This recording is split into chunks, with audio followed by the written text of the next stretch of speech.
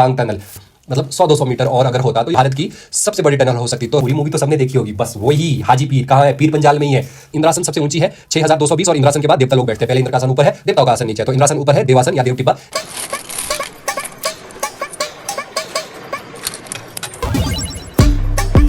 नमस्कार, स्वागत है आपका एजुकेशनल वीडियोस के इस सफर में। मेरा नाम है सूरज सिंह खनान और हम हिमाचल के बारे में पढ़ रहे हैं।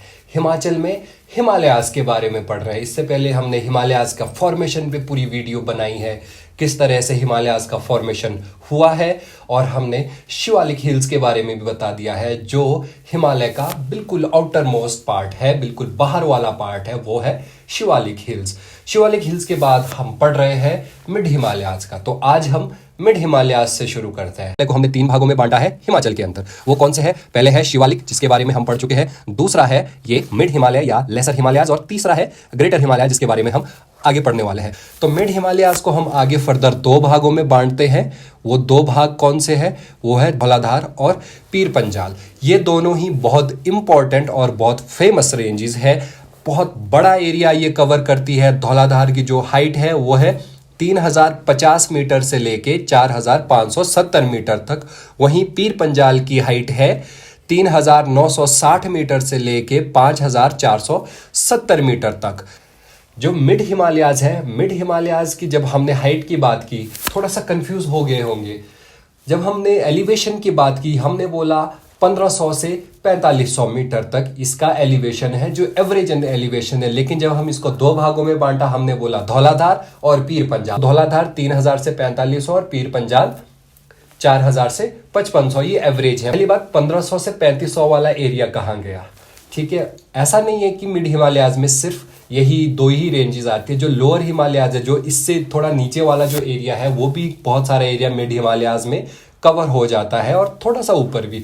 लेकिन जो एवरेज है वो यही है। इंपॉर्टेंट फैक्ट्स इसके यही है कि इसे हम इनर हिमालयाज भी कहते हैं। इसका एल्टीट्यूड 1500 से 4500 मीटर है। आप ये वाला एरिया देख सकते हो, जो हल्का पीला एरिया है, क्या आता है? ये मिड हिमालयाज वाला एरिया आ जाता है। ठीक है, तो जिस तरह से हम नॉर्थ की तरफ इसमें आगे बढ़ते रहेंगे, उसके साथ साथ क्या होगा? एलिवेशन बढ़ता रहेगा। और धौलाधार का जो मतलब है, जो हम धौलाधार के बारे में पढ़ रहे हैं, धौलाधार का मतलब है व्हाइट पीक्स। एरिया कौन कौन सा कवर होता है, और इसमें कंपोजिशन के बारे में भी हम पढ़ेंगे। तो इसमें जो एरिया है वो है पच्छाद वाला एरिया। तहसील पच्छाद का जो अपर एरिया है, district Sirmaur, Karsog, Chachiot, Mandi, Chachiot tehsil of Mandi, upper area of district Kangra, Palampur. तो ये वाला एरिया, ये पूरा शिमला का जो एरिया है, ये भी इसी में आ जाता है, इसी मिड हिमालयाज को कवर करता है। तो जो इसकी पीक्स है, मिड हिमालयाज में बहुत सारी पीक्स है, उसके बारे में डिटेल में पढ़ेंगे हम आगे। यहाँ पे भी बोल रखा है, यहाँ पे चूड़ चांदनी या चूड़धार की बात की है, जो शिमला की one of the highest peak है। शिमला की अगर हम हाईएस्ट पीक की बात करते हैं तो चांशल है, और दूसरी हाईएस्ट पीक चूड़धार है। चूड़धार बहुत इंपॉर्टेंट पीक है और मिड हिमालयाज में ही लाई करती है। कल्टीवेशन यहाँ पे क्या होता है? यहाँ पे फ्रूट्स जैसे इसमें गाजर, अनियन, रेडिश, शलगम और ये बीज, ये होते हैं। और इसके अलावा जो फ्रूट्स है, फ्रूट्स भी यहाँ पे होते हैं। सेब भी यहाँ पे होते हैं, जो हिमाचल सेब के लिए बहुत फेमस है। एप्पल्स के लिए सेब यहाँ पर होते हैं, और एप्रिकॉट्स वगैरह भी इस रेंज में काफ़ी मात्रा में मिल जाते हैं।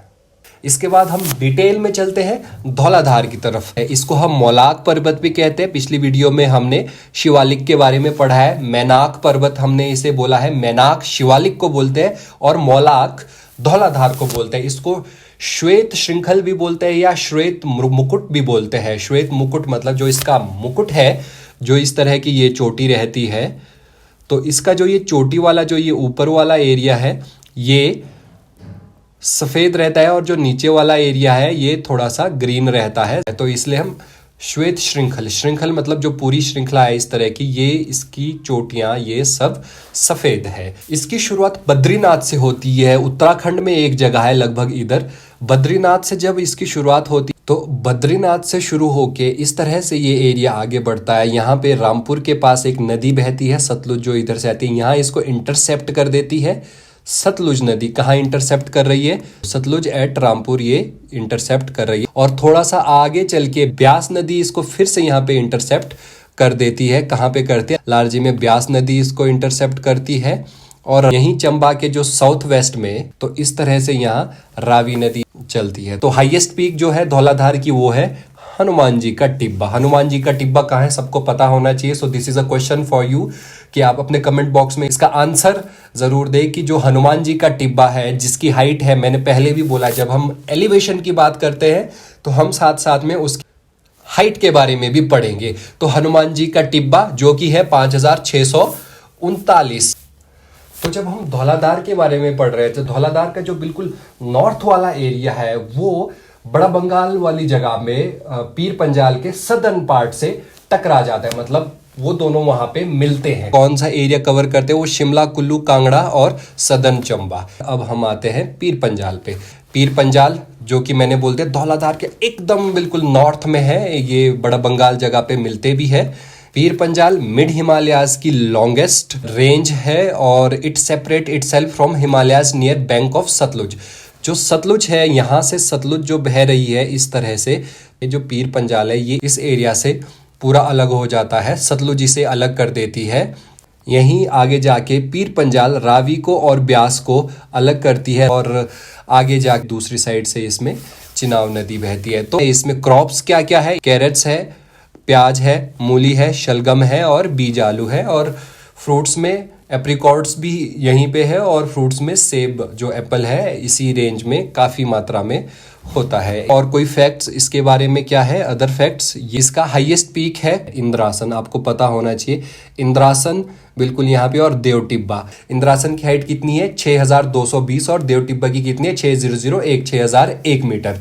ठीक है, दोनों के दोनों कुल्लू में है। और शिमला का जो चूड़धार है और चांचल पीक है वो भी इसी रेंज में ही है। और जो पासिस की बात हम जब करते हैं आगे, पासिस कौन कौन से आते हैं पीर पंजाल में? कौन से पासिस है?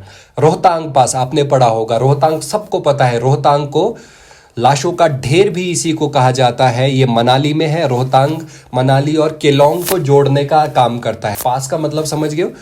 पूरा जो इस तरह के पहाड़ होते हैं तो बीच में एक ऐसा एरिया होता है जो किसी दूसरी जगह में हमें जाने की इजाज़त देता है या रास्ता देता है।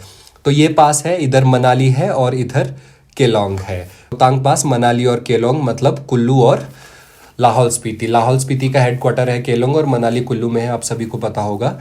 और जो गुलमर्ग एरिया है वो भी इसी रेंज में है। ये एक्स्ट्रा इन्फॉर्मेशन है। गुलमर्ग हिमाचल में नहीं है, JNK में है। तो रोहतांग, पीर पंजाल जो कि श्रीनगर के वेस्ट में है, बनिहाल जो कि कश्मीर वैली में, हाजी पीर जो पूंछ और उरी वाला जो एरिया है, उरी मूवी तो सबने देखी होगी, बस वही हाजी पीर कहाँ है? पीर पंजाल में ही है, लेकिन ये POK में आ जाता है। इसमें टनल कौन सी है? रोहतांग टनल, मतलब 100-200 मीटर और अगर होता तो भारत की सबसे बड़ी टनल हो सकती। तो रोहतांग जो टनल है, रोहतांग में जब ये शुरू की थी ये 8.8 किलोमीटर होनी थी, लेकिन जब इसका अभी उद्घाटन हुआ, थोड़ा सा इसमें और काम हुआ तो थोड़ी सी और लंबी हो गई। अब ये कितनी है? 9.1 किलोमीटर। एशिया की हाईएस्ट जो टनल है 3987 मीटर एलिवेशन पे है ये टनल। और इंडिया की सेकंड लॉन्गेस्ट रोड टनल है। तो पहले नंबर पे कौन है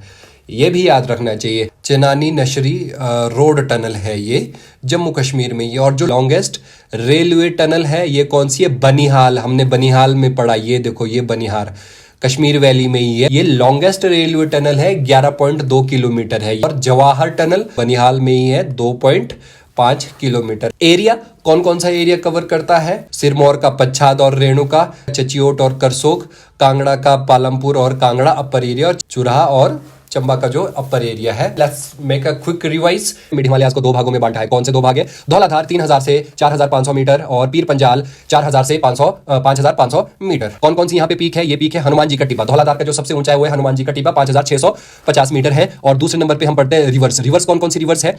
सतलुज है जो रामपुर में धौलाधार को इंटरसेप्ट करती है, ब्यास है जो लारजी में इंटरसेप्ट करती है, और रावी जो कि चंबा में है। और एरिया कौन कौन सा कवर होता है? शिमला, कुल्लू, कांगड़ा और चंबा, ये एरिया कवर होता है धौलाधार में। धौलाधार के बारे में पढ़ लिया। पीर पंजाल के बारे में हम 4 चीजें पढ़ने वाले। पीर पंजाल में पीक पीक्स के सबसे ऊंची पीक कौन सी है? इंद्रासन सबसे ऊंची है 6220 और इंद्रासन के बाद देवता लोग बैठते हैं। पहले इंद्र का आसन ऊपर है, देवताओं का आसन नीचे है, तो इंद्रासन ऊपर है, देवासन या देवटिब्बा नीचे है, 6001 मीटर है। एरिया कौन कौन सा? रेणुका, कांगड़ा, पालमपुर, करसोग और चुराह वाला एरिया। पासिस कौन कौन से इंपॉर्टेंट पासिस है? रोहतांग पास है जिसको हम लाशों का ढेर भी बोलते हैं, पीर पंजाल, बनिहाल और हाजीपीर पास। और टनल के बारे में हम जब बात करते हैं, रोहतांग टनल 9.1 किलोमीटर है और जवाहर टनल भी यहीं पे है, 2.5 किलोमीटर है।